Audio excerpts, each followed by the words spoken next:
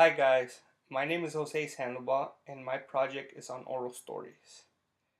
And oral stories to me is beyond interesting because actually it has been around since ancient times. It was one of the first times, it was one of the first ways people got around, people got with each other to tell each other stories, to tell, future generations what happened in the past. It could be folklore, it could be true stories, it can be poetry. It is limitless. The ideas are limitless. And all you need basically are two things in order to have a good oral story. You just need the storyteller and you need the audience. And in our case, the storyteller most likely is going to be the librarian or it's going to be a teacher. And the audience, of course, it's going to be the students or just anybody who wants to listen to the story. Now, it is important for the storyteller to bring the story to life. That's why I said that the two keys are the audience and the storytellers. In oral stories, there is very minimal use of props, if at all.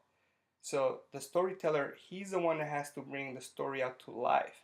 And he'll bring it out to life with his passion, with his hand gestures, his face movement, the way he engages the audience. That is how he brings the story to life. And oral stories, it's important in so many ways because in a classroom, you can promote language and you can promote creative thinking. And creative thinking because the students are not going to see any props. So they have to think and they have to imagine, they have to see how the story comes out to life through the storyteller. And this is just something good to have for any program that has read out loud because it's a way for students to express themselves. The storyteller expresses himself, and oral stories honestly can be done with almost all age groups, beginning from intermediate readers to young adults. And there are different activities you can do with oral stories.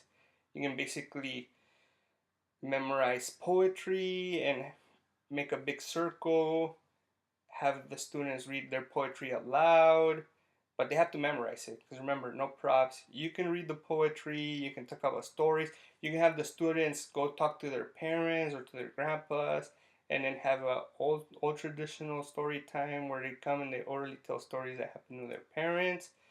But there's one project that I personally like that I will demonstrate in the second part of my video, which is called Story Circle.